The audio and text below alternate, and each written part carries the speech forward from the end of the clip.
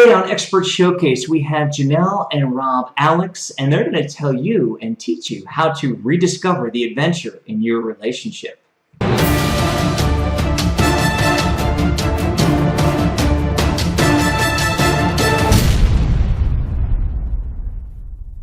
Well, Janelle and Rob, let's jump right into it. Why don't you give our audience a little bit of background about where you are now and how you got there? Say, wow, if we go from where I am now to where I was, then that's twisted. It's like, what's that term I keep hearing? Reverse engineering. I've heard that term like 3 times lately. Okay, so I've been an entrepreneur since I was 19, so a really long time because I'm in my mid-40s now. And then, got married really young, divorced, so I've been there, done that one too. And Rob as well has done that. But then we came together, grew up in the same little small town, very small town in the Midwest. Our families knew each other. We didn't know each other. I had no clue. No. He's about 4 years older than me, and we went to 2 different high schools, and I never knew him. But we finally met, and I was right at 30, I think, and within a year we got married, a year and a day actually, we got married, and then within a year and a half we bought what had been his family's business, which is completely different from what we do now because it was a bowling alley. We have some interesting stuff. I taught dance for 20 years. I interned as a probation officer. We've both done some crazy different things, different from what we do now. But it's led us to this interesting place. But when we had that, we were very successful. We did, got to have the big house and the cars, it's not like they were Rolls or whatever, Mercedes or anything, but we had a new car all the time, went on the vacations, did all the great stuff. So we were affluent in that sense in our community, and then we hit the recession and we lost it all. And believe you me, we actually dug such a deep hole trying to save it. Right. Of course, bowling is not what it was in the 50s, 60s, 70s, of course. No. In a small town, you lose 3 factories, and they can't afford to do that anymore. It's just very blue collar, and people couldn't afford to do that anymore there. So anyway, we did. We lost it all. We lost the house. We lost the rental properties. We have that horrible story. Doesn't make me cry anymore, usually. And we actually went and moved into, my parents took us in. They slightly renovated their garage to make room for us. And, we had the plywood floors, and literally the garage door openers still hung in our living room / kitchen / laundry room / all in one place there. But we did. We lived there for 2 years until we manifested, not to use a buzzword, but our move across the country to Colorado, where we are now. And in the process of all that, we had started to do work and focus on couples. Mm-hmm. And of course, we became stronger as a couple using all the stuff that we have learned and teach during that time of struggle, instead of going, hey, it's your fault. Definitely. So enough about me. I blabbered on. Well, as Janelle said, I started as an entrepreneur very young also. At 16, I started my first business working out of my parents' bowling center. I started doing all the vending and everything there, which brought me quite a bit of money as a young child. 16, I call myself a child, but I started to see the importance of doing my own work and being my own boss. And it was just liberating in that sense. And as Janelle said, she led through our story of how we met and everything. But, while we were going through that difficult time where we lost everything, and, most couples, that would be usually a turning point for the worse for them. We found, like Janelle said, we found the joy in what we were experiencing. We were working 90 to 80 hours a week before, and all of a sudden we had time for each other. Mm-hmm. And instead of being mad at each other because we lost the business and we were in the situation we were in, we really started to dive into our relationship and found this wonderful place. We had many nights where we had long, deep conversations into the night, and all that started to steamroll, and our relationship started getting better and better and better, and it was like, wow, this is powerful. We need to share this. And to make that long story short, that's where we are today. Now we're wanting to share that with other people because we've learned so many things, and we continue to learn. I don't want to say we know it all, because we don't. We don't? What? I don't. I'm not going to speak for Janelle, but I don't know it all. But the fun part is that we're learning along with everybody that we're teaching. So it's kind of like this journey that we're all on together, and we're learning, and when we experience something, we share it with our community, with the people that are following us, with our clients, and say, this was amazing, this happened to us. And vice versa, they tell us things that were like, wow, that was really amazing. You know, we haven't experienced that, but it's amazing that you did. And it's all, you know, there's stuff coming from every direction now, and it's like, oh my gosh, sometimes I feel like we're on overload. They're getting so many great things to put into relationships. And mind you, occasionally, because Rob and I don't fight very often. It's really rare. Not very often. No, I think in the last, since all of that happened, what, 5 years ago this summer, when we actually had to file bankruptcy and all that stuff. Yeah, you know, I could probably count, probably on one hand, how many times we've had a really big fight. And we were having some before that because the money was an issue and it was just stressful and all that. And, you know, I could see the writing on the wall, and Rob's wanting to hang on and let's make it work. We can make it work. And I'm like, it's not going to work. And so anyways, yeah, it's a lot of people say, oh my gosh, we want what you have. And it is amazing. Yes, it is. But I don't want anybody to think, oh, well, they never argue and never fight, because that's not true. I'm a bit of a spitfire, so most of it probably starts with me. Well, you know, one of our big teachings that we teach couples is there's no perfect relationship. You don't get to this point and go, okay, I've hit the perfect relationship, everything's fine. Because that finish line, if you're looking for it in a relationship, just keeps moving and moving. So you have to keep, you know, you have to keep working at it and keep changing and evolving with the relationship, because it's going to change and evolve. And if you try to just stay status quo, that's when things just kind of go, all of a sudden you wake up and you're like, we don't even know each other. And, you know, so, you know, it's such a journey and such a fun experience. Another thing I wanted to point out here is one of the things that helped us really get over those fights and everything is to stop having to have a winner in every argument. Mm-hmm. There didn't have to be a winner and a loser. So if I said, you know, for example, if a common one is the guy doesn't take out the trash, you know, instead of Janelle telling me, you didn't take out the trash, you know, she can be like, well, why didn't Rob take out the trash? Was there something going on? Was there something? Or why don't I just go do it myself? Right. I mean, honestly. So we've stopped placing blame and pointing fingers at each other and accepting that, you know, maybe I had something I was doing on the computer, or maybe for some reason maybe I just forgot, and that's okay because I forgot. So there doesn't have to be an argument about it.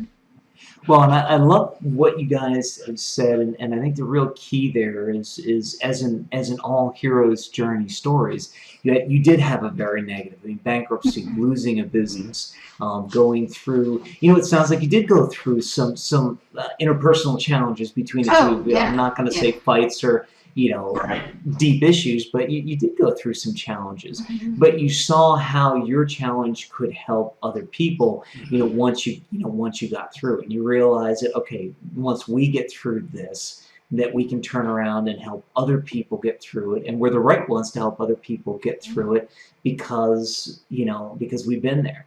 I mean, too many times people have this woe is me, and I'm going to be persecuted my entire life, or I'm going to have these problems my entire life. Why should I help anybody else? I had to go through it. And it's like, no, you don't get it. That's the reason why we're here. You know, if you go through something, figure out how your experiences can help, you know, can help somebody else and help make somebody else's life better, right?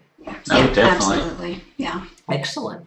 So one of the things, before we kind of wrap up the hero's journey, there was a lot of moments there, but was there any seminal moment, that one moment where you kind of looked at each other and went, you know, either A, things have got to change, or B, hey, we can take what we've got here and what we've just been through and use it to help other people?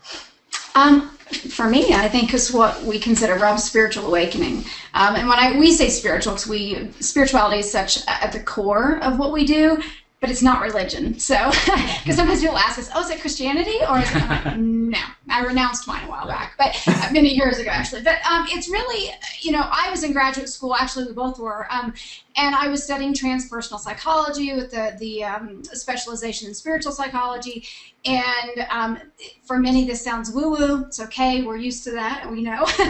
But, I had always been very connected on the spiritual level my whole entire life, spirit guides and dreams and all those things, prophetic dreams. So it wasn't weird to me. Rob used to be like, oh, honey, that's great. That's nice. He's like, he didn't discount it like, that's stupid. He'd be like, nice. That's no, I would like to hear, but yeah, I never experienced it myself, so I can't. It wasn't my truth at that point.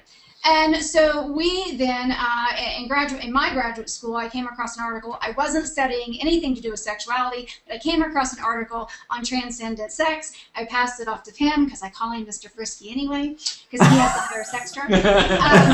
And so, we're just transparent. But, so I passed it off to him. I said, you're going to want to read this. And then I don't want to tell your story. Well, there, and just, a higher sex drive, I have this mega sex drive, so to make that clear. 48, you might as well be 18, but anyway. But she gave me this article, and I was like, I read all these interesting experiences people had during intimacy and during sex, and I was like, wow. Am I just not paying attention? What's happening when this is happening for me? So I set my intention, and I was like, okay, I'm going to really pay attention to what happens, absorb everything I can and see what happens. So we obviously had an intimate encounter, and I paid really close attention, and at the moment of orgasm, a image popped into my head like I was laying on the forest floor looking up at trees. And I was like, oh, that's nice. I was like, I'm expecting fireworks or hell and brimstone or something, and I got trees, and I was like, okay, nice. So I kind of put it on the shelf and thought, well, I did experience something, but, it wasn't, quite what I thought I was going to get after reading all these stories. And then Janelle was out at graduate school in California, and I decided to come out, and we were going to have just a couple of days to just have some fun. And she decided to take me to the Redwood Forest. And we walked into the Redwood Forest, and we weren't there more than 5 minutes, I would say. And I looked up, and I saw the image that I'd seen at that moment.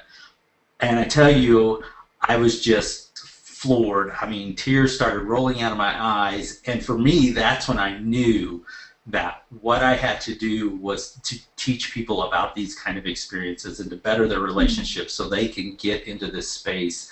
And I tell you, I mean, even looking back on it today, it's so powerful. And so even though I still get visions at that point every time now, still that first one is just unbelievable that it took me that long to find that out. But see, and to experience it. When we talked about the stuff, the crap that we went through, that we were going through, it all was happening simultaneously. That we filed bankruptcy somewhere, or we closed the business. We closed it officially in June of 2010, and this experience happened for him in July, and then into August was, when he actually was in California with me of 2010. So it was all right there at the same flipping time. And I think that's probably one thing that, because he shifted, and now we have this big long story and amazing stories that are very, for some woo-woo, they're out there, they're like, how? But when we both experienced it, or he experienced things for himself, now he doesn't just go, hey honey, that's nice. Now he'd be like, hey, what did you experience on your journey? Or hey, I had this dream, this visit from one of our guides. It really raised my curiosity, and so much so that I changed the whole philosophy of my life. I always say now, I'm not looking for answers, I'm looking for questions. I want to find the next question. I feel like if I'm looking for answers, I'm looking for a stopping point. And if I'm looking for that next question, I'm just going to keep on this journey and learn more and more as I go. And that's where I want, I don't want to end. I want to keep going and keep experiencing as much as I possibly can. Wow, I love it. Looking for questions, not looking for answers. That is great. And just to kind of level set, I can tell you that I don't find anything you're talking about any woo-woo, and I think it's very appropriate. It's kind of interesting because my background, I've actually, I'm very steeped in my faith, and I'm a big faith-based person. And I'm one of the only faith-based persons I know who also believes 100% in being able to manifest things and believes in spirituality. And the way I reconcile it in my own head is, there is a higher power of some sort, For some people, that takes the form of God. For some people, it takes the form of the universe. For some people, it takes the form of Mother Nature. For some people, it takes the form, and just because I can see and believe that there are multiple forms out there, and other people can only believe in one or the other. It's not good, bad, or indifferent. It just it is, because and if everybody would think that way, we wouldn't have half the problems we have in this world today. What a place the world would be. Oh my gosh. I'm thinking John Lennon here, imagine, but absolutely. Well, and here's something I've never said on camera before, and I'm really nervous about saying this, so I'm pausing. But if you think about it, if that higher power, call him God, call him anything, if he was smart, which we all agree some higher power is, and he wanted to reach as many people, he or she wanted to reach as many people as possible, wouldn't they appear to a person in the form that they would most resonate with versus being one solid form? Right now all my faith-based people, all the people who are brothers that I prayed with are now I'm waiting for this phone to ring at this point. Even though we're videotaping this, I'm waiting for this phone to ring while we're videotaping. That's that connection. But seriously, because Chris, it is, when I started graduate school, as I said, I studied transpersonal psych, and so you're trying to study and do research on things that are almost not researchable, if that would even make sense. But, so what I said is I went into, at the time, it's called Sophia University now, they changed it a few years ago, but I went in to the Institute of Transpersonal Psychology out in Los Gatos, or Palo Alto, excuse me. My thing was in Los Gatos, but anyways, California. And, I said, I went in, and I wasn't like the rigid Christian. I wasn't that. I never was. I knew it didn't fit. But, I had done that. I grew up in the Baptist church and so forth. And I said it just kind of ripped everything out. It ripped everything out. Just ripped the rug right out, took me apart, and not in a bad way, but then I was able to piece it all back together. And what Rob and I talk about, and what we prefer to teach, is when things resonate, whatever it is that makes sense, and fits you, that's what, okay, there you go. That's how it shows up. That's how it manifests in your life. So that's what we follow. And at times our views can change, and that's okay too. But I don't mean to get off on a tangent. Well, and I think another thing to piggyback off that a little bit is Janelle and I don't have the same beliefs. We don't, it's not like we believe 100% of the same thing. And we honor each other so much that it's fun to talk about. It's a great conversation when when she throws something out there that she's experienced or that she believes in, and I can ask her why without being offensive to her. I mean, like, why do you believe that? And I get great answers, and I get, and I learn from it. I might not agree still yet, but I learn from it. And like Janelle said, we study so much stuff, and I, take a little bit of pieces of it and put it all together and make our own. And I think if everybody would do that, we would have this wonderful acceptance of everything around. There's parts of Tantra that I don't believe in, but there's other parts that I do. And so I put that little piece in my ball. And there's parts of paganism and Wicca that I believe are wonderful pieces that I put in there, and I have this ball's getting bigger and bigger and bigger as I study, and I'm experiencing so much, and I love it. I can't get enough of it. Yeah, excellent. And you know what? It's interesting that you mentioned Tantra and a few other things there, and I think that's a great place to wrap up this segment, because in the next segment, we're going to talk about rediscovering the adventure in your relationship. And I'm quite sure that because as I'm looking at some of the pre-work, we're going to talk about romantic relationships, so I'm quite sure we're going to get deeper into some of those things. But this has been awesome for your hero's journey. It's been incredible. I want everybody to stick around. We're going to take a very quick break, and we're going to be back with our Experts Focus segment. And in that segment, we're going to talk and going to take a deeper dive into rediscovering the adventure in your relationship. So stick around, and we'll be right back. We're back. We're having a blast. We're laughing, and we're laughing, having fun. I'm stretching my neck. They're playing with each other's hair or something. We have no clue what's up. This is the internet. We're not bound by FCC rules. We have absolutely no clue what's going to happen next. And we're back. And in this segment, we're going to do our Experts Focus piece, and we're going to take a deeper dive into rediscovering the adventure in your relationship. Janelle and Rob, give us a very quick overview of what we're going to talk about here. Well, one of the things that I am most passionate about is that we have to know ourselves.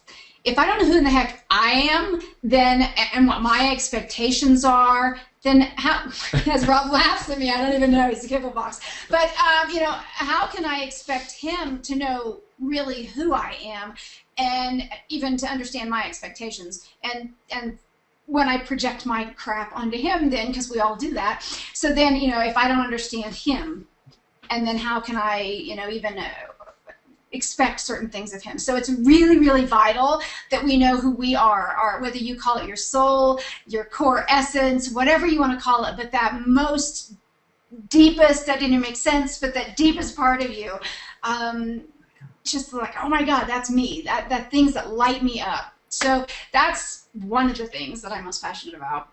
Well, and I think the, you know, just that there's no normal, that we need to get away from the thinking that there's a normal relationship or there's a normal religion, because if you think about it, you could say that if there are 51% of the people believe something, that's what would be considered normal. And that leaves another 49%, which is a close number, that don't believe the same thing at all and now are classified as abnormal. And so we got to get out of that mindset that, you know, what a certain person believes or a certain section of the population believes is the normal. Because that makes a lot of people feel uncomfortable when they say, I don't like that, so I'm not or you're normal. weird. And I'll be the first person to say, I'm weird. I don't care. I'm the weirdest person in the world. So.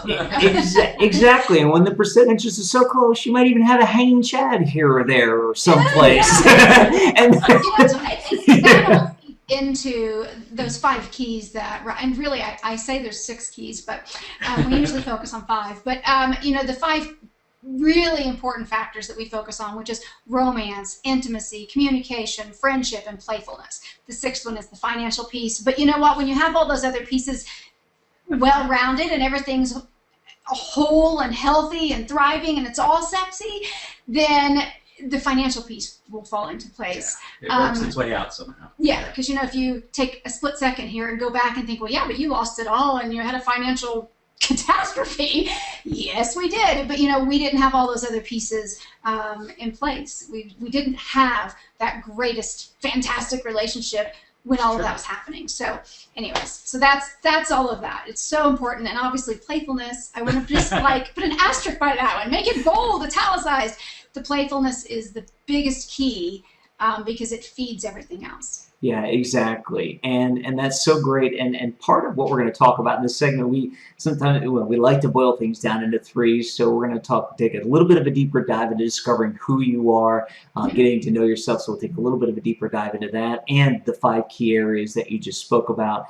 And then finally, we're going to wrap it up in this segment anyway with just be you and recognizing that there is no such thing as normal. So when you're talking and when you're working with clients on discovering who you are, and when you're talking when you're doing interviews and when you're working with people on discovering who you are, you know, tell me a little more. What do you do with them? What do you say to them? How do they do that? And I know we love to talk, so that might have just opened up a 3-hour can of worms. But I'll try. I wrote the book on it, literally. Exactly. You know, I did. I wrote Collaborate with Your Soul, but it's not a huge book, and it's a very simple one. It's got some very practical exercises in it.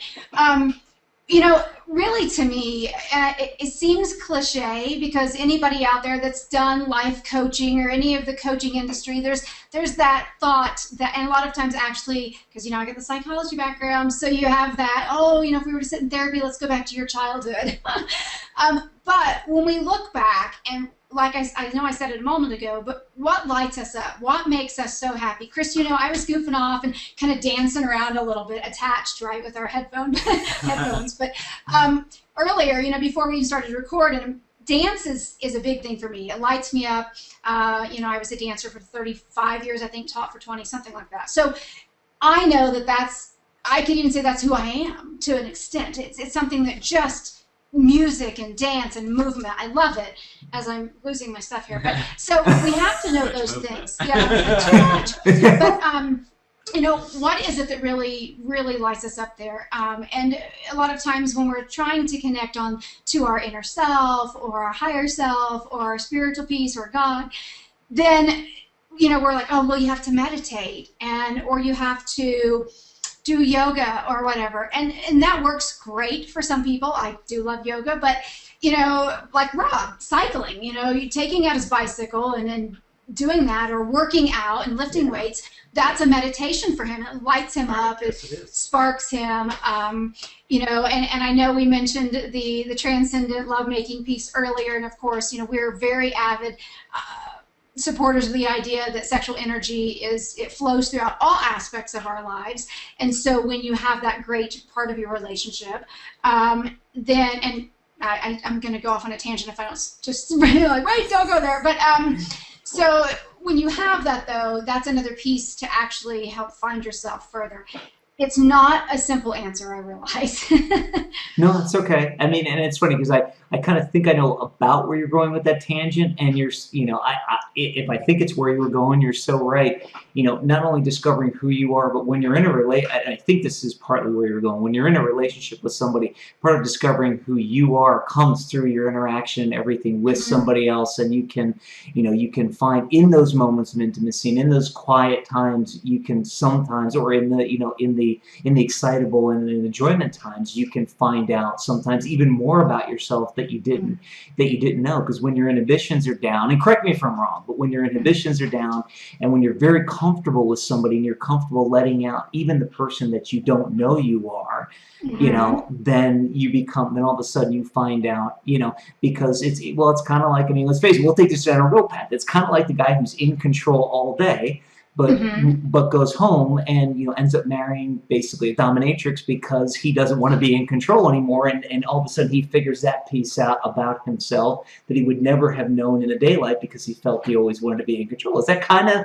like yeah, it does. I think that it does make sense there. And what kept coming into my mind though too is when we're in a relationship or when you run a business, when you're an entrepreneur, you have to be willing to face all your flaws and limitations. Right. So you really face all the great, amazing parts of yourself. Sometimes we need support building those up, especially as women. We have a habit of thinking we're not good enough. And it's not just women, but it is a little more prevalent with women. But at the same time, we have to face all our junk, the stuff that we don't do well. And so we have to be willing to, we have to know those things about ourselves. And I know you had something to say. I'm sorry. Well, I think, Chris said something that I wanted to elaborate on there a little bit. But when you get involved with somebody and you form a relationship and then you bring love into the picture, who you are might change a little bit. Or let me say it this way, who you are really might come out. You might be a really romantic person, but you haven't found the right person to share it with at this point in time.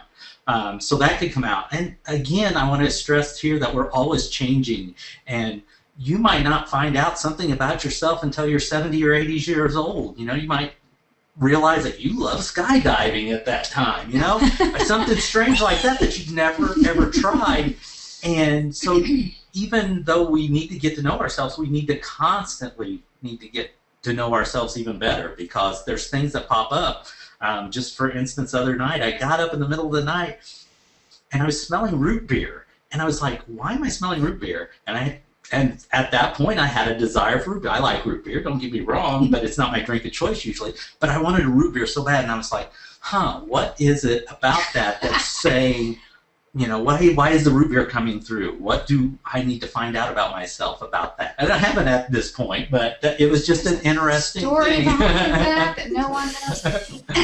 Now I'm thirsty for a root beer. I'm going to have to go out and get an A&W root beer after this episode. So, I just thought that when we're 70 or 80 that we just finally learned that we want to jump out of a plane. It might be by the time I'm 80 that I go, well, if it doesn't matter, I've lived a good life. Well, there's a good example. The other day, I'm usually a very picky eater, very, very picky eater. I don't like certain things on my food, and we went out to eat. We went out to eat the other day, and I was like, I want to try a mussel.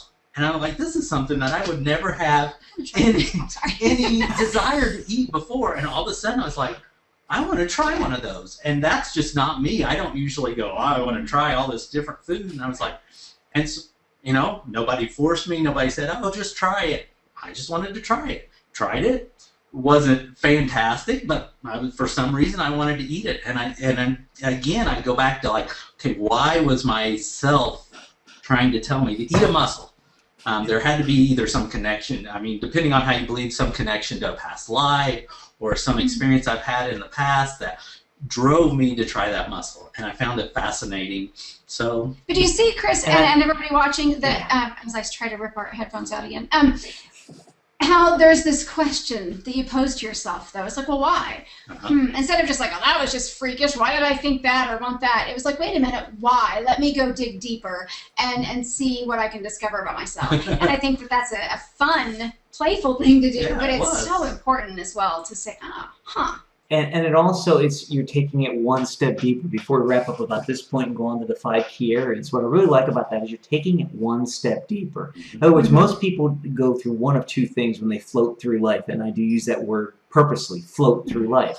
They either try new things and have no clue why and don't ever ask themselves why, or they avoid new things like the plague and never even think about trying new things. The people that are living, I'll say, at a different level, a different vibrational frequency, are the ones that sit there and go, this is strange, this is new, why did it just happen? And what is it? Is it something? Because I'll give you a real quick example. The whole root beer thing, Rob, could literally have just been that your body was low on sugar, and root beer is one of the highest sugar content sodas, and your brain might know that from seeing an advertisement somewhere. And it could have been maybe your body's way of saying, hey, I need more sugar, and all of a sudden that was the first thing based on advertising that popped in.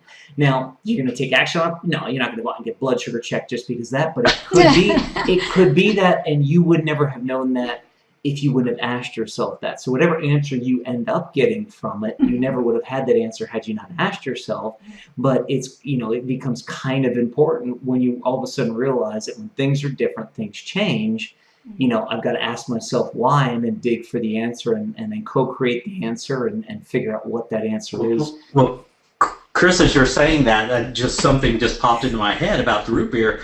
My grandfather was an avid root beer drinker. He loved it. Every time we'd sit down to eat, he'd have to have root beer. And I was very close with him. So now I'm thinking, was that some kind of message from him to me? He's going, hey, because that's when I think of root beer, I always relate it to him, and until you just said that, it didn't even pop into my head. So awesome. Thank you very much. You're welcome. You're welcome. And that's very possible. It's kind of like a story. There's a story called Pennies from Heaven, and if folks haven't heard it, the short version is when you look down and you find a penny or some denomination of money sitting on the ground, most people just pick it up and they, oh, this is nice, somebody lost a penny. There's a belief out there, and I subscribe to it, that what it really is somebody who's passed on is saying, look, you're going to go through a trial or tribulation that day. It's okay. I'm looking over you. And it was kind of interesting because, I now, it's kind of interesting because now I remember the full story. So I'd come out of a convenience store a different way than I normally did, and I found a quarter on the ground. And I went, well, I'm in for something really bad today. And it turned out it was that day or a day or two later, I found out my mom had passed away. And I think it was on Friday, and she passed away on Wednesday, and nobody had told me about it. So it was kind of like, it's funny. When I look down and find a lot of money, I go, okay, what's going to happen today? But it ends up becoming, it's a way of saying, look, it's a way of saying, hey, everything's going to be okay. So anyway, we just got off. I took us off on a way big tangent. It was a good tangent. So let's move on to the 5 key areas, and becoming aware of the 5 key areas, which to expand your relationship as a whole. You have here romance, communication, playfulness, friendship, and intimacy. So tell the audience a little bit about those 5 areas, and focus in on one. I would say let's focus in on one that'll really help them in their in adding the adventure to their relationship. I think before I say, I'm sure we'll agree, playfulness. Yes. But I want to take just a second, and I promise I'm going to get super fast, because when we say intimacy, because that word has become synonymous with sexual experience, And intimacy to us, it is that you have intimate play, yes. and it can actually absolutely be that. But it's also, we have the mental intimacy, we have emotional intimacy, because that gets into the, obviously the emotional might make sense, but mental intimacy is having even this great conversation today. It's having those deep conversations. So I just want to put that out there, and I promised I'd make it short, so I will just stop. Playfulness, Rob's favorite thing. Playfulness, I think it kind of filters out into everything that the other areas here. I mean, because when you're playful, you're more romantic. If we really start to think about the couples that have a great relationship, they can be all these things with each other, but they're very playful with each other. They have just that feeling about them, like, you know, they can laugh together, they can joke around. There's, you know, they're just, you know, a model for relationships. And I think the playfulness is where that comes in. When we see it, when we see a couple that is very playful with each other, we're like, wow, they've got a great relationship. Even though we might not relate it to the playfulness, we think that's a great relationship. Well, because, you know, we'll often say, oh my gosh, well, I think, Rob, you said it earlier, I'm weird. You know, we're like, oh my gosh, we're such big dorks. But, you know, it's just being able to have fun and goof around. And I know I've shared this story a few times lately, but I was goofing off with the kids, which one of them's 19, but, you know, the other day in the kitchen, and it's too long of a story, but Rob came in, and I'm laying on the kitchen floor doing this weird move kind of thing, and he's just like, I don't even want to know, and he just steps over me and goes on. But it's, for us, it's hilarious, and of course, you know, if you knew the whole story, it might be funnier, but, you know, it was just that, it was being playful, so not just with each other, but, you know, we're that way with our boys, our men. We have 2 grown men now, but and our younger son. So, you know, that's for our whole family. We're all like that, because we carry it over. And another thing that I'm so adamant about is that if we could, you know, get playfulness back into our workspace, if we could be able to be fun and playful in whatever we do, whether it's being an entrepreneur, working at McDonald's, or I say McDonald's because I don't like McDonald's, but or, you know, corporate America. You know, there goes our sponsorship. Yeah, geez, I was really hoping for no. Someone else that cares about our health. But, you know, I think that's so important. So, you know, it's to be, you know, and I've used this example too recently, because President Obama will sometimes do, you know, kind of the comedy things. You know, he'll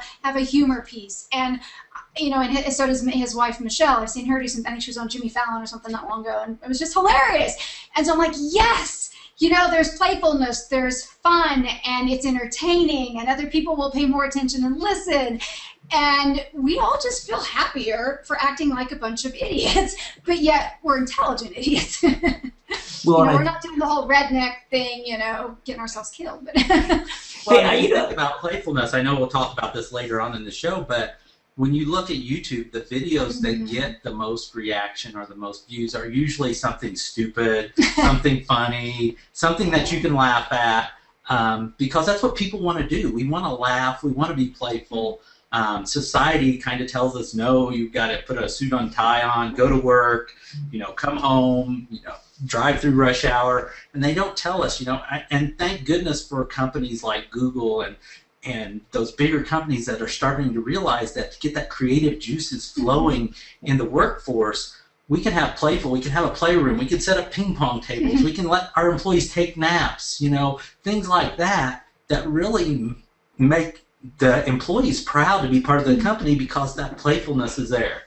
Right, and I think you would both agree that part of the playfulness and part of the reason we've lost a lot of that is because in some people's eyes, when you're playful and fun and dorky and geeky and even the stuff we're doing, having fun, doing all this stuff, sometimes people are afraid they're going to lose respect. And they're afraid they're going to be seen as a kid, or they're afraid they're going to be seen as less than. And what they don't get is the fact that if you use it the right way, it's actually more powerful and you get more respect out of people because you're not always being a goofball, but you're doing it in the right way at the right times, and then it's almost like figuring out that balance, so to speak, of you know, when to be, you know, it all depends on your personality, depends on what your goals are. You know, do you have 95% playfulness and 5% very stern and very, you know, very straight-laced, or do you have, like, you know, like a president, do you have 85% straight-laced and 15% break it up and let them know human being, not a robot, so to speak. And Rob, you were laughing at you were laughing, looking. You were trying not to say something. What were you thinking? Well, I just, we were talking about my grandfather and the root beer, and my grandfather obviously was a very important role in my life. And one of the biggest things he told me when I was very young is, no matter what you do, you can make it fun. And that has stuck with me through my whole entire life. And he lived that motto. I mean, just to make a real short story here, we were fixing a septic tank one time, and he's like, this is the crappiest job ever. And about that time something blew, and he had the goo all over him, and he was like, he just laughed about it. He said, that was so funny. He went home, took a shower, and came back and finished the job. But it was just, that was his motto, and he lived it to the T. I mean, he had more fun than anybody I've ever known in my entire life. I didn't get to meet him, but he was only like 5'2" as well. Yes, right? He was like a little bitty guy. But anyway, so, little powerhouse. Yeah, excellent. And I think playfulness, I think that's kind of a great time to segue into just being you, because that was your grandfather. He was just being him. And one of the things we talked about in the pre-show prep was that this bullet point was all, and this key to success was all about realizing that there's just no such thing as normal. So tell us a little bit more about that. Well, when we think, a lot of people, and we don't have to go off completely on your sex life, but, why do I always end up talking about that? You're the frisky one, but it's always to start that conversation. I'm very happy with my sex life, so. But I'm like, think about more. Why? Well, I'm Janelle. Analyzing myself, psychoanalyzing. But, when we want to try something different, you want to try something new, because there's this supposedly normal way of doing things, then your partner's like, no, that's freaky, or that's kinky, or no, that's just weird. People don't do that. And you know what? That might not be true. So it depends. And so whether it's that, or whether it's this is how you have to market your business because this is the way everybody does it. I know Rob's like completely, he's like the opposite. He likes to do the crazy stuff. So it's ridiculous to think that there's a normal. What the hell is normal anyways? I don't like any of us, or especially our children, being labeled for that matter. Why? Why do we have to be labeled as having, some attention deficit disorder or whatever? Squirrel. Oh wait, I'm back. But, I don't have it apparently. I don't know. I wouldn't let them label me if I did. Look at Rob. Look at Rob's reaction. That's great. He's like, I'm not saying a word. Anything done. I don't know. I don't even think that. Because I shift gears and become very serious for a while, and that drives him up for a while, because I do the perfectionist thing. There isn't a normal. Because you know what? I'm normal for Janelle Alex anyway, because I don't think there is another one. But am I the same as somebody else? I might be similar, but we don't have to be normal. Is our relationship going to be exactly like everybody else's? No. Is it similar to some people's? Yes. Is it normal? No, probably not. But again, what's normal? Well, and as far as relationship goes, I think we're seeing a dramatic shift in the way people view relationships nowadays. Used to, heterosexual was normal, and we didn't, homosexuality was something that was abnormal. And now those are starting to get closer and closer together, where people are more accepting, more accepting. Yeah, it's still got a long way to go, but we're getting there. And I relate it to and I don't want to offend anybody on the show, but to nerds. Used to be a nerd was somebody that got pushed around, beat up on, they were a geek and everything. I was going to say. But now, oh my gosh, the nerd is like the king now, because they're very focused. They love certain things, and they're not afraid to say it. And and they've brought us so much great technology and things like that. And now all of a sudden, what's a nerd? I mean, you could almost say a nerd is one of these guys that goes out and plays sports all the time now, because they're so different from most of the people in our society. So. Yeah, exactly. Somebody raised his hand. I was in there. I was the geek / cheerleader, and that just doesn't even go together. But that was me. I'm like, how does that even work? See, I wasn't normal. Well, and the interesting, so one last quick question before we wrap up this bullet point. when we're talking about normal, we're talking about being playful, we're talking about doing things that most people might not think of normal, or is that, let's say, you don't think that they're normal. Would you say it's actually a good thing to do that? Because if your partner then looks at you and goes, no, that's not normal, and if they keep doing one of those to you, might it give you an indication that you might not actually be with the right person and the right partner because your interests, whether it's in intimacy or out of intimacy, your interests are so different that but you didn't know that going in because you didn't want to step out and actually act like yourself. You wanted to be normal. So would you say it might be a good indicator of people who might not be a good fit together? And what do you think about that? I would think that's a possibility, but I think these people that you're talking about are the ones that need to come work with us, because we need to explore deeper into why either one's putting up the guard or the other one wants to, is so focused on, I want to try this, I want to be weird, what have you. So we can kind of blur those lines and say, let's look through the mist here and see, is it really that bad? He wants, and I'm just going to throw some stuff out there. He wants to try a different position, and she's like, no, that's not that big of issue to most people, but maybe she has some issue that is stopping her from that, and we need to get to and explore that problem first before they just say, oh, we don't fit together. Well, and I want to add on that too, that it's not just about your sex life, obviously. Friends of ours, some people out there might know them. They're the Unstoppable Family, Rhonda and Brian Swan, and we actually interviewed them. They're one of the couples in one of our books. But when she wanted to work from home and quit corporate America, he thought she was crazy, and he's like, that's not normal. You put your kids in daycare and you go to work, and he had a corporate job. Of course, now they travel the world and they live a very different lifestyle. And when he suggested that they sell everything, because they have they lost it story too, right? So, and that story's out there. I'm not like giving away stuff, no disclaimer needed. But, they did that, and that was a moment that she thought he was crazy, because that's not normal. People don't travel the world all the time. So when they said, hey, wait a minute, these things, what if we could do that, and how can we do that? And they looked at it differently, and now they have their normal is completely different than most people's. A good exercise for couples to do to see to work with this issue is for them to go and do something that neither one of them has done before. Have them both step out of the box so they both feel uncomfortable when they go do something.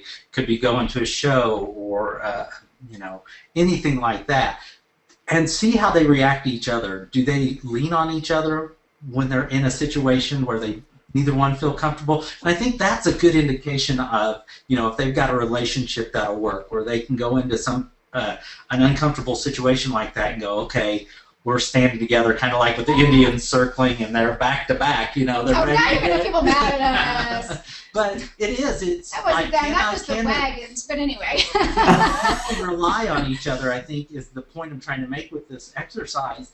And by doing that and stepping outside their box, and both of them feeling uncomfortable, they really get to see how they react to each other and that level playing field. Yeah, and I love everything you just said, and I really, I think the point that I'm going to suggest our listeners take, other than all the great advice, is get in contact with Janelle and Rob. Because the worst thing you can do is make an uninformed decision. I mean, today we make decisions either too quick or too slow, but worse than too slow, and even worse than too quick, is to make either of those decisions uninformed or without all of the knowledge. And from being on their podcast and from them on the show today, we still have 2 more segments, so you want to stick around.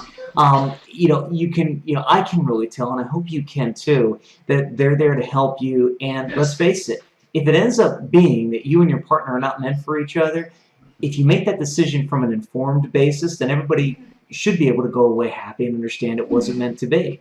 But if you are meant for each other and you're doing one of these and you're having all this friction, wouldn't it be great to work with somebody like Janelle and Rob, who've been through it and who have the tools and techniques that you can use to help you get through it and figure out not necessarily the right, but the right answer. In the end, is what it really is. What my perception is. It's not necessarily the right answer for Janelle and Rob. It's the right answer for you and your partner.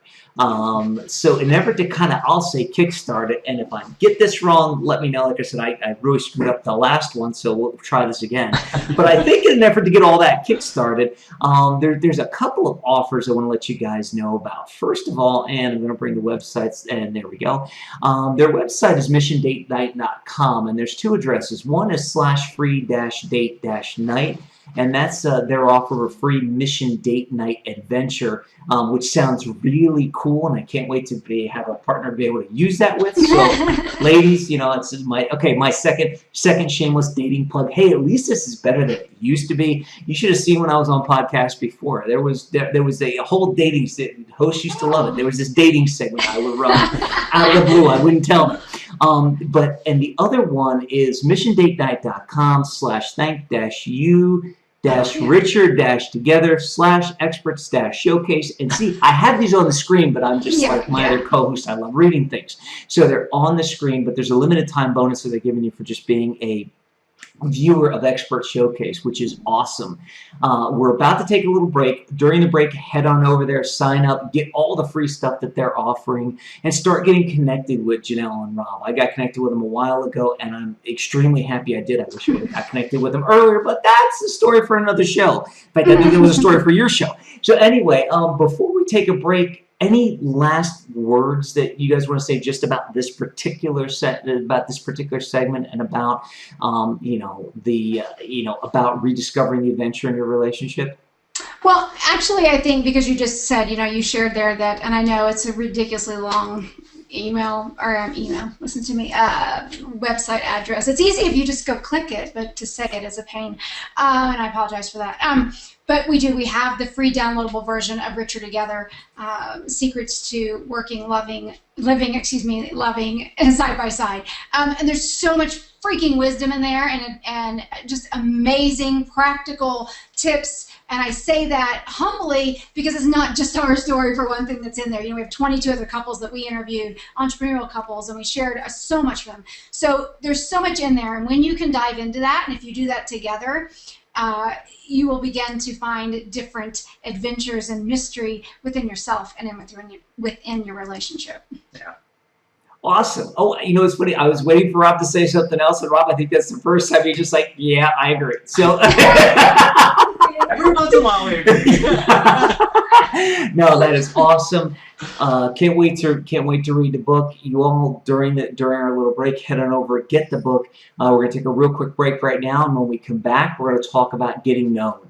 How Janelle and Rob are building visibility, credibility, and becoming a leading authority in their niche, or niche as our Canadian brethren say. So we'll be right back after a quick break. And we're back. We're just talking about niches and quiches and all the other fun stuff. You guys have to. I mean, we've got to get we've got to have one of those.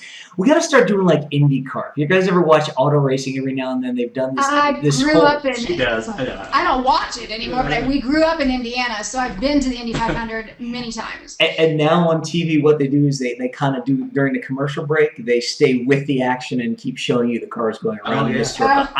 I can't make fun because I grew up right next to Mario Andretti's house, and so I can't make fun of. I'm actually a racing fan, but it is kind of left. Yeah, it's kind of funny. You turn left for go turn left for 4 hours. Thank you very much. So yeah, pretty much. Until I'll stop. I'm like, wait, I have stories, but I won't because we don't have time. Oh, I was going to say, I know one of my fellow coaches actually coaches a NASCAR driver, so I'm now probably offended him. He can call me and yell at me. So anyway, we're going to focus on you because if we don't, this is going to be the next 6 hours. So we're going to dive in this segment into getting known, visibility, credibility, and authority. So let's jump right in and talk about visibility. How, either now or in the past, did you start to build, or are you building visibility for you, your products, your services, and what you bring to people? Well, in the past, it was so different for us. The first companies we had, were brick and mortar. So, my name was the name of my dance studio, and it was plastered on the sign outside and on the window. And of course, it was a smaller community, 10,000 people in the town or whatever. But within a short period of time, everyone knew who I was. And of course, Rob was the same thing. The bowling center. When we took it over, we changed it and actually plastered our last name on it. Why not? But everybody already knew us. They knew Alex was synonymous with bowling in that community because his family, his grandfather owned him, whatever, so 50-some years it was a family. So it wasn't a challenge so much then. It seemed easy. Right? It seemed easy. I took kids out there, my students, I made sure we performed in a variety of places. I had them all over the place. We would do parades when we did the bowling. We just were all over the place. We just made ourselves known on the local level. Obviously, it was a shift. It was a big game changer for us when we said, oh, now we're going to work with couples and go online. Oh my God, it was a whole different experience. A learning process too. Big learning curve.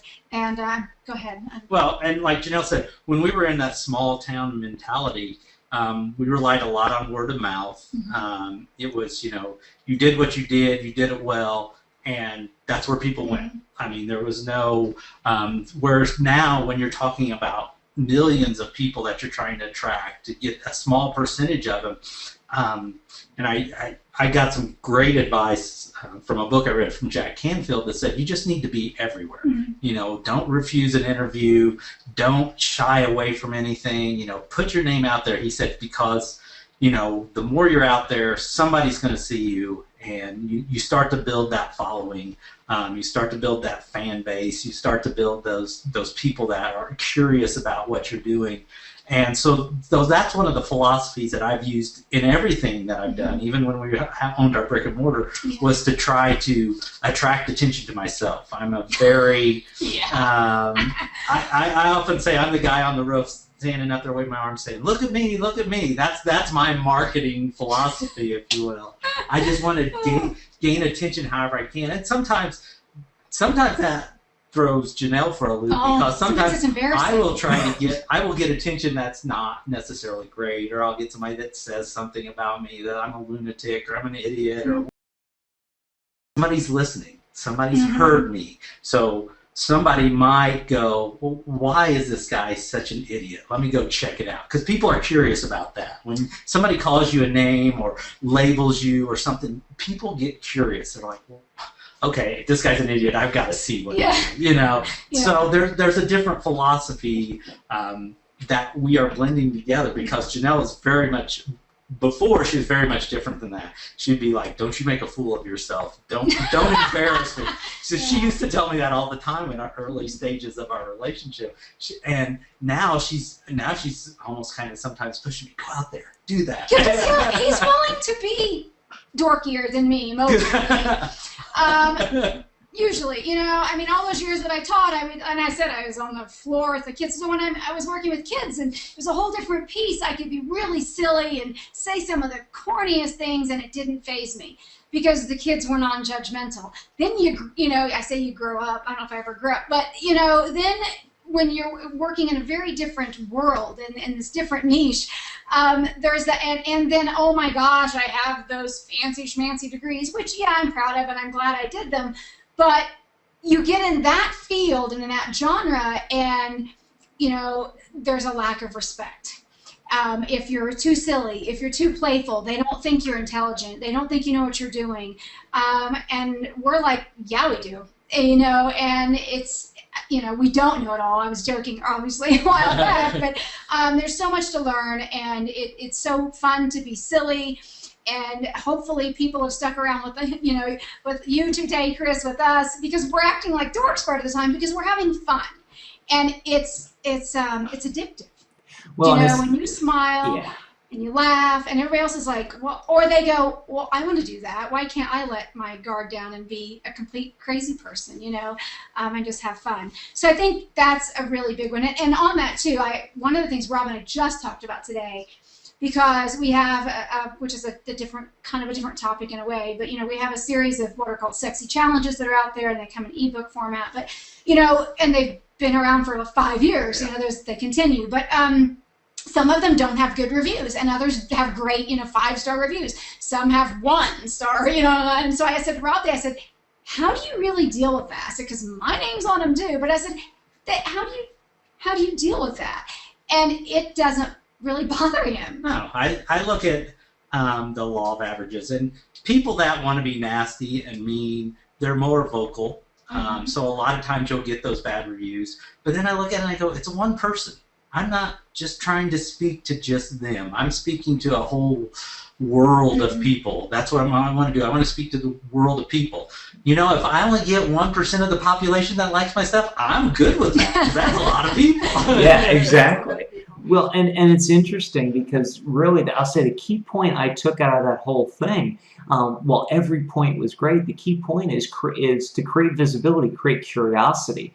You were talking about people go out and check it. When there's a negative review, people will check you out actually even more sometimes than a positive review, because they're gonna say, well, why is this person, and especially if it's a really bad one, it's like, well, they can't be that bad. Let me go see what's going on. So I would think, it sounds to me like creating curiosity really is one of the things that, whether it's from a positive standpoint about your book titles, or, the titles of the videos of the series and the challenges that you have out there, because, just like your mission date night, I mean, that creates curiosity. That's going to create a visibility, and a people want to go see that. So moving from visibility to credibility, like you said, you were saying that you do get some 5 stars, some 1 stars, but you're in an area that's very personal with people, couples coaching and that sort of thing. How did you build credibility in that area? What did you go through to build the credibility in the area? Well, first of all, I guess on that, I want to say is that there's so many people out there that when they start a business, whatever it is, they think it's going to be a success overnight. Or you see people that you didn't know before, and all of a sudden something's happened and you think they're an overnight success. That's a bunch of baloney. It doesn't happen that way. It takes years. We have worked for years, the last 5 years, of course, now, laying the foundation and the root system, if you will. There's so many of the different ebooks, whether you like some of them, and some of them maybe they are flops for some people, but and there's others that are really cool. I mean, there's some I don't even like, but anyway. So it's okay, and I think that's another thing is it's okay to be transparent with it and to be open. Because I believe that that's one of the reasons that we have more credibility. We're not the car salesman, oh, you're going to like this car and you need to buy it. I can't even do it. See, I suck at that. But, we're just us. Take us or leave us. This is us, except for probably the organizational perfectionist in me that comes out occasionally. You don't see her when I'm doing this stuff. But, that's key. And then it's making the connections. It's building the relationships with other people that have done what you want to do, that are or something similar. Even if even making a great connection with you here, Chris. And we did recently. We're obviously not doing the same work, but it's a great connection, and that's important. So there's a variety of people, and we, now we have that ability to name drop, some of our friends, which is not always a very nice thing to do. Sometimes it's a little rude, but it takes time to build those relationships, and I think not expecting it to happen overnight is very important, because people have to get to know who you are so they can know, like, and trust you. Well, and we talked earlier about what is normal, and that can work into credibility too, because with credibility, who are you listening to? I mean, I may try to pass myself off as somebody I'm not to impress somebody, but that's not the person I want to impress anyhow. The only person I want to impress is myself. Ooh. But as far as that goes, hey, Janelle, he doesn't even want to impress you, so. She's part of me in a way. So. But well, so I'm waiting for him to dig himself out of that comment. You're not helping me. You're not helping me, Chris, at all. I couldn't say it before. So but it is true, and same way with Janelle. I don't expect her to impress me or to be credible to me. I mean, I love Janelle. That's, simple fact. I mean, whatever she does, I'm going to think it's, fantastic. I'll give her constructive criticism, but, but I'm not trying to be credible, but to everybody. I just want to, again, I go back to that population thing. If I can get 1% of the people to love what I do and to think I'm credible, that's enough people for me. I'm good with that. If 8 billion people or whatever they're in the world, if 1% love what I do and think I'm credible, again, that's enough for me. I can live very handsomely on that. And I love it. The two things you said there, the two real key points and takeaways are transparency and authenticity, which is great. A great way to build credibility, because like you said, you're just trying to resonate with the people that you're meant to resonate with. If you're trying to be everything to everybody, you'll be nothing to anybody. And even worse, you're going to feel bad inside because you're not being true to yourself. You've got to kind of fight. In fact, it's funny. I'm sitting here laughing. It's one of the reasons why we're going way over time and we're having a whole lot of fun, because even though I love the format that I co-created, this is a lot of fun. So we're being true to ourselves at this point, and we're just kind of rock and rolling, and we're keeping it as structured as humanly possible. So then authority. Now, the root of authority is author, and it's writing the book. So we know you've written books on it because you've talked about them, which is awesome. Other than specifically writing the book, is there anything else you're doing to set yourself apart as the authority in, hiding. As the... I'm just teasing. I apologize. You're hiding? Well, his phone went off and I was stopping it. I'm so sorry. So is there anything else you're doing? I mean, you've written books. How many books have you written at this point? Well, it depends on how you look at them. The ebooks, with all of the ebooks and the individual challenges and everything, it's like 125 or something like that. Bigger books, there's 3 or 4 or 5. I don't know. Yeah. So. But that's amazing. I mean, it's something that, 125, ebooks and some bigger volumes. I mean, I guess in the end, what more could you do to make yourself the leading authority on, in your niche than doing all of that? So it begs the question, how did you find the time, or what was do you want to give our audience any kind of insight into your process for being able to generate so many books and so much content? Well, if I could spin my head around 360 degrees and like Linda Blair or whatever her name was, that's how I found the time. Not that it was evil, I'm saying. Oh my God. It's very difficult because on top of everything else that we do, I say I because I do most of it, but we unschool or homeschool our 8-year-old son. So, I have that responsibility. So it's a little insane, but we love what we do so much. I want to say we're workaholics, but we love what we do so much that it's just, it's not work. It's fun. It's fun and it's exciting, and to put something down or to, even just making notes about an idea that we might not get to for a couple months is fascinating. I love to go back through all my old notebooks and go, oh my gosh, this is a great idea. It's been sitting on the shelf for a while. I need to bring it up now because, the time might just be not right, or I'm working on something else. I think the big thing as far as finding the time is, it's just the time we have. We use it to the best of our ability. And, if we have a half hour here, we might squeeze something in that we can get done in a half hour. If we have longer periods of time, then you can work on a bigger project. But it's all just about, using the time to the best of your ability and making sure you have time for all the other things in life, like, your partner and your children and things like that. So we don't want to ignore any of that. So, it's just this nice even flow, as I like to say, and, I get done what I get done. Well, and, for me, I like to put the stuff I have to get done that I know I need to get done, they go on my Google Calendar. And, I like my Gmail, so I open up my Google Calendar very easily and quickly, or it reminds me on my phone, I've got to do those posts for Authors Talk About It. I got to get those done, or I've got to get the Mission Date Night ones done, or I've got to edit one of the different Mission Date Night adventures, or whatever.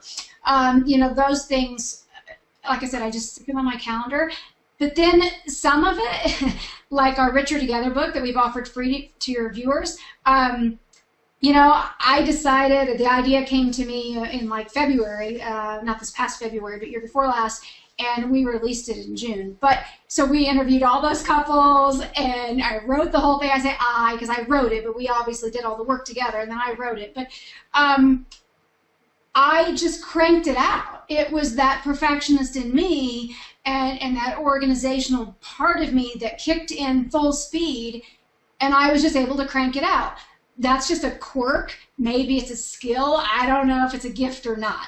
But it's one of my idiosyncrasies that I was like, I'm going to get this done, and it's going to be released this summer, and by God, it got done. But so it was commitment. But yeah, and that, I think that's the big key for that. And to kind of wrap that bullet point up, the way to become an authority of something is commit to it. Whether it's commit to writing the books, commit to that you're going to use your time, I'll say properly, or to the best, you know, to the fullest and the best of the ability. And that fullest might not mean writing a piece of the book that day. It might mean spending 30 quality minutes with your partner. But it comes down to, you know, if you have 30 minutes, do you turn on and watch Jerry Springer for 30 minutes, or do you do something else that's going to push you forward? Now, if you're somebody like, we can't spend time surfing Facebook, Chris. You know, the interesting, and see, it's funny because, you know, people who know me go, wait a minute, Chris, you're the one that talks about watching 100 TV shows a day and flipping around every commercial. It's like, yeah, because I do it for a specific reason. I do it to watch for things for this show, for other concepts, and it's a completely different way of watching television and actually interacting. It's something that you know, a lot of people in my life in the past have never completely understood. They thought it was just an excuse, but it's like, no, really. I mean, you know, it's one of the reasons the show format has kind of evolved the way it is because as we were evolving this show, there were some other very popular shows that were evolving in the same direction, and I was watching how they were going, and we kind of came up with the idea first, and then we watched other shows, and okay, they're still hitting a home run with it, so this looks good, and oh, by the way, this particular show has this piece, so let's go ahead and incorporate it here. So it's something that, you know, and the reason I bring all of that up is because just like you guys talked about normal, properly is all up to your own definition, and are you doing something that'll put you and your business forward and make you the authority?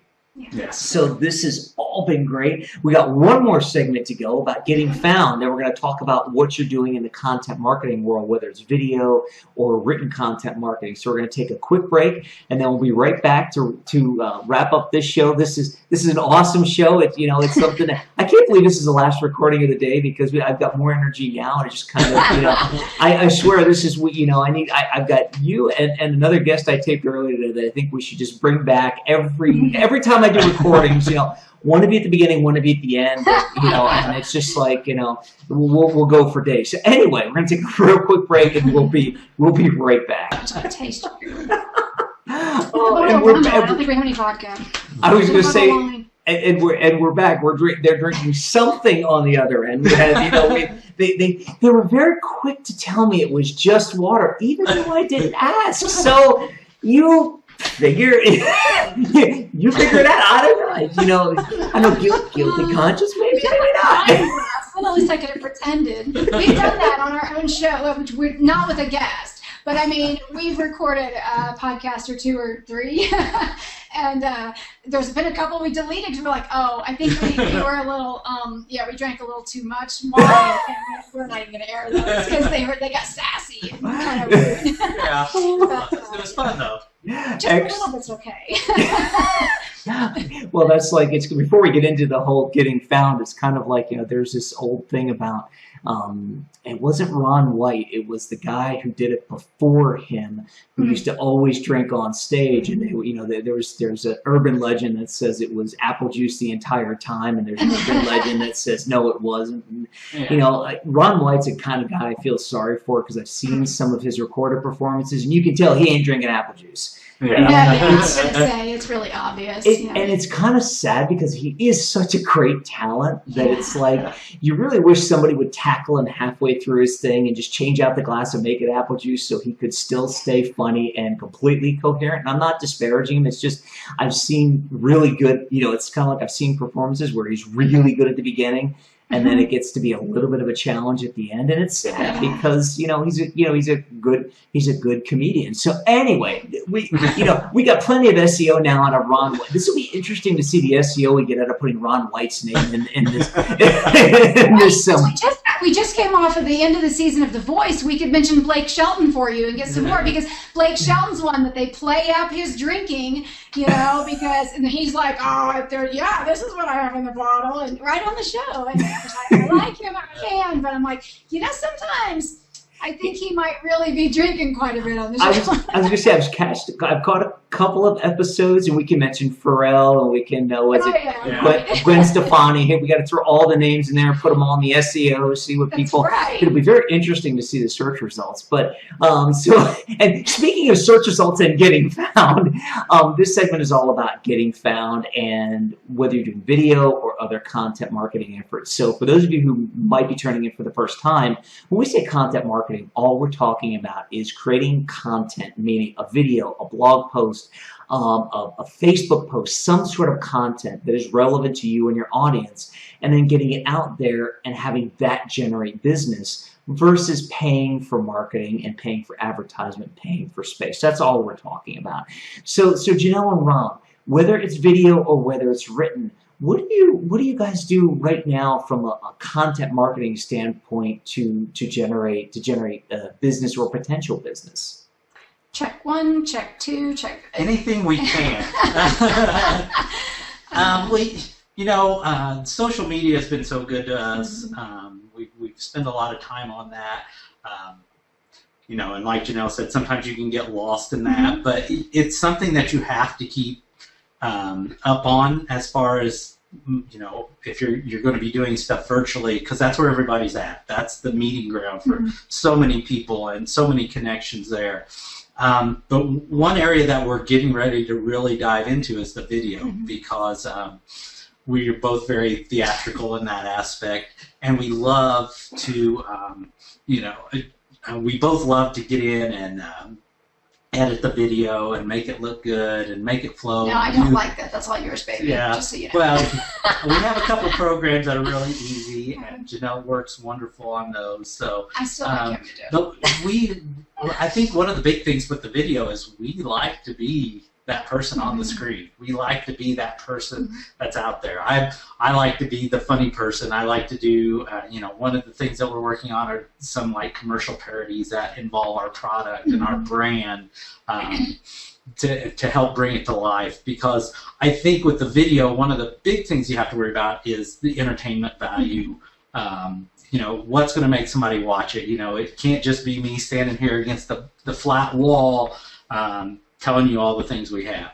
There's got to be some reason for people to go and say, I want to see this, or to pass it on, or to hopefully that it would go viral in some way. So, but for me, the entertainment piece is vital to the video marketing, and that's how I'm going to approach it. Yeah. So, we've done a ton of videos in the past. We've done a lot of hey, we're just talking to you. But we've also done some stuff like we went to the playground and sat on the slide and then slid down at the end, just being goofy, right? And we brought that piece to it. And of course, with our brand now, since we rebranded this year as Mission Date Night, it has the spy theme. And of course, I like to always say, hey, think James Bond, kind of sexy and all serious. And it meets Austin Powers, which is, of course, the funny, hilarious piece.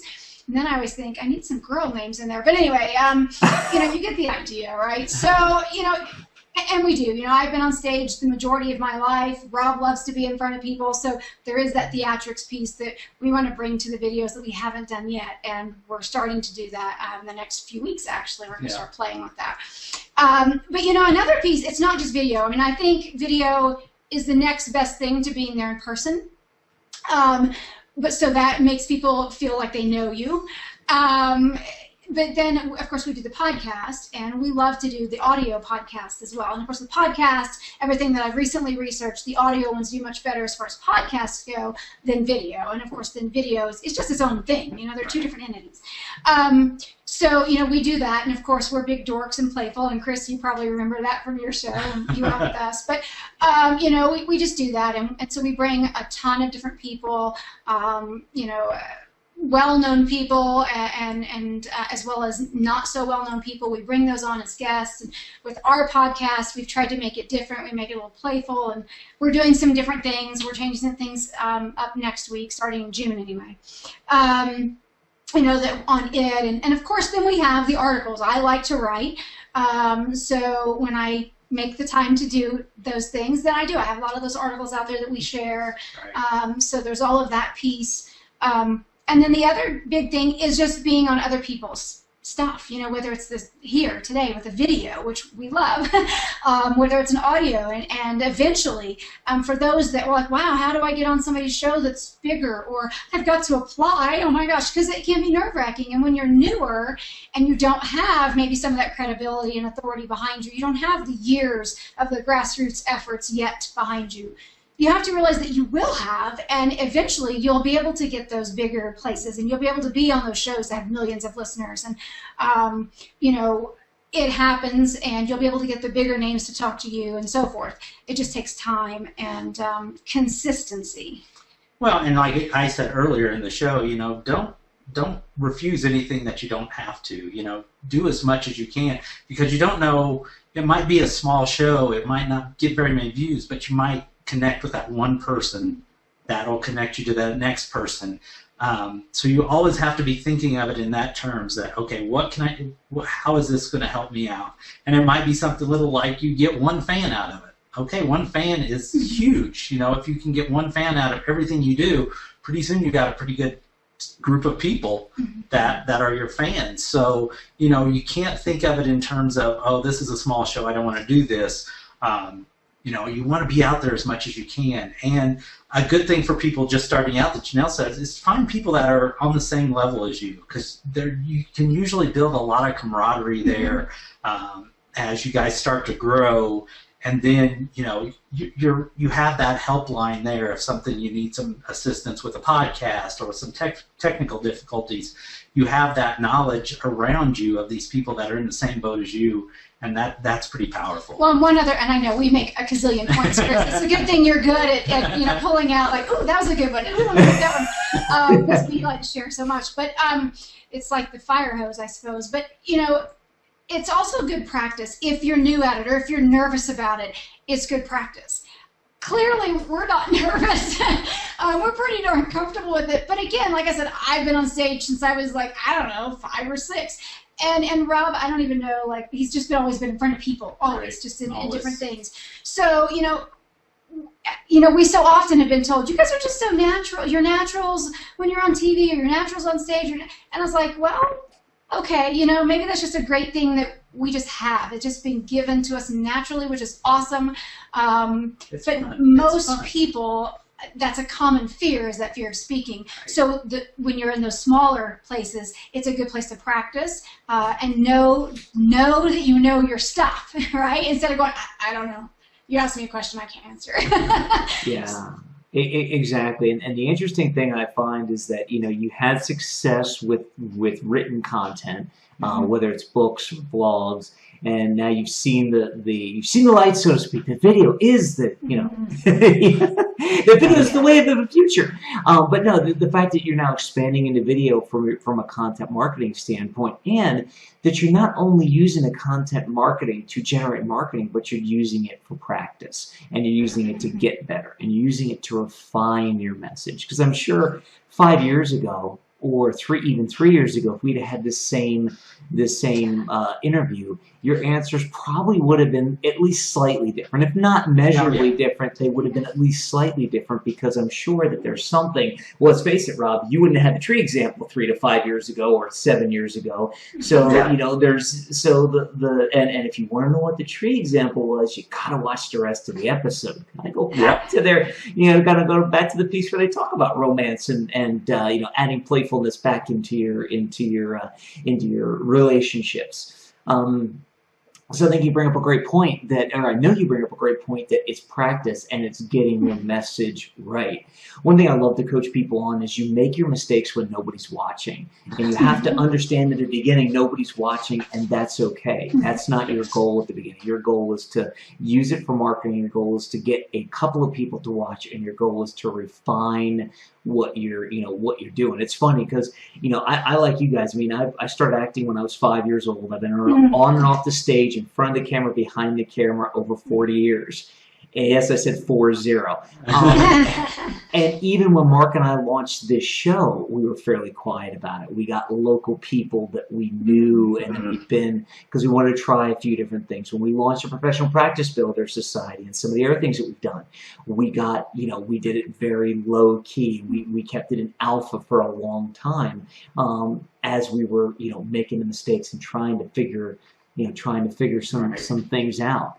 And it's the same way with content marketing. So for those of you watching, you see the natural, the bubbly, the energetic state of Janelle and Rob. Yeah, that's part of their natural personality, but it's also taken years of. It's also taken. Are we going to get spirit fingers now? No, I'm sorry, that was way. No.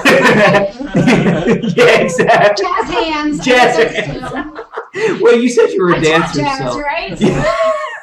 Oh, so time anyway. step for you. Yeah. Chris, I know because Go ahead. On content focus there, because obviously we're not scripted. Yes, when we're being the hosts, and I know you have like some notes, right? You're like, oh, we want to make sure we talk about these things, especially when you have a guest that talks a lot. Right? You can go off on different directions. You can get lost. So you have to have that roadmap. But don't like have it scripted down where you just, especially if you're sharing something of your own to people, where they just read the whole thing. Oh my God, it's so boring, and people are going to walk away. They're not going to listen. Right, exactly. And I think that this episode, to kind of wrap that thought up, and then I'm going to ask you for any of your final thoughts before I completely wrap this up. This has probably been the longest expert showcase we've taped to date, because I think this is going to be like an hour and a half at this point. Oh my gosh. But the fact of the matter is it was fun, it was energetic, and we get asked all the time, what's the right length for a video? And people always look at us and say, it's got to be 2 to 5 minutes, and it's got to be short. And we always go back and say, no. It depends on your guest, it depends on your content, and it depends on your audience. If you have a great guest, and if you have great content, and you're having fun, and people are enjoying what they're seeing, they're going to stick around. Will they sit for an hour and a half and watch it straight through? Not unless they're looking at watching a movie, but they may. And the good news is that if they're having enough fun, they're going to get caught up in it. The reason our segments went so long today is because we got caught up in the conversation. Yeah. We were having fun, and that's our goal for the user. And when you create content, you being Janelle and Rob, or you being the viewer, when you create content, if your goal is that, to have people have fun and teach them some stuff, they're going to come, they're going to stick around, they're going to come back, and they're going to enjoy what you've got. I mean, one of my mentors, John Maxwell, and his team, Palmer, now they're Ryder Galbraith and a few other people, always talk about never make a point without telling a story, and never tell a story without making a point. And that's, I think we talked about storytelling as well. That ends up being the key. If you can tell good stories in your content, and your content turns into great marketing, because people want to hear what's next, and they want to get drawn in. People don't sit and watch a TV show for an hour for the 15 minutes of commercials, or 18 minutes now of commercials that are in there. They watch it for the 42 minutes of great content and storytelling that go behind it. So before we wrap this up, any final words, Janelle and Rob? Oh my gosh. I don't know. I think I kind of said mine a minute ago in a way, but fun. Yeah, I think that's the big thing here, is have fun with what you're doing, be it video, be it writing articles, just let your true self come through and have fun with what you're doing, and it won't seem like a minute of work no matter what you're doing. Yeah, just let everybody see you. Clearly, if you've watched all this, we're transparent, we're goofy, we're silly, but yet, hopefully today you found some really great, amazing things. I feel confident that we bring a lot of wisdom, and but it's funny. Yeah. At least it's funny to us. We're having fun, so that's our whole point, I guess. And that's a great way to end it. So First of all, before I even get into if you're a coach and what you need to do, if you're just watching this segment, just watching this piece of the show, you've got to go back and at least catch segment 2 where we focus on Janelle and Rob as the experts of adding fun and playfulness. I'm switching up your title because you talked about playfulness a lot, but you're rediscovering the adventure in your relationship. So if you're a couple and you might have a little bit of a little bit of a lull in your relationship, go back and watch that episode, then get in contact. There's a free offer at the end of the episode. Get in contact with Janelle and Rob and see if they're right to work with you. They've got a lot of great wisdom, and like I said, I wish I would have met them earlier when something could have been done. But hey, now single ladies, hey, that's a trifecta for me. It's the first time I've ever done three dating segments in one. But hey, third time's a charm. See, Chris, then when you do get into a relationship, you need to start off on the right foot and give us a call. Exactly. We need to work together. Or maybe you just have somebody and we won't even. We'll talk about that offline. We'll talk about that offline. So, oh my gosh. And if you're a coach and you realize that being on Expert Showcase, having this great piece of content marketing material for you is going to help your business at least add to your video content marketing library, head over to expertshowcase.com, click on the big yellow apply button, send us your information. We'll check it out. If we feel you're a good guest, we'll have you on the show, get you all booked up and get you on the show. And finally, for those coaches out there that are watching this and realize that video is the next wave, video is what is important. Facebook is getting, I think, 4 billion views on videos a day. It's something outrageous. And if you want an easy, fast, and fun way to create great branded video content, head over to VideoContent.Agency. Take a look around, see what we do, what we have to offer. Get in contact with us. Let's talk. See if we're a right fit. If we're a good fit to work together, we'll customize a plan to create a great load of video content for your library. And until next time, Janelle and Rob, thank you very much for being on. And everybody, make it a great day.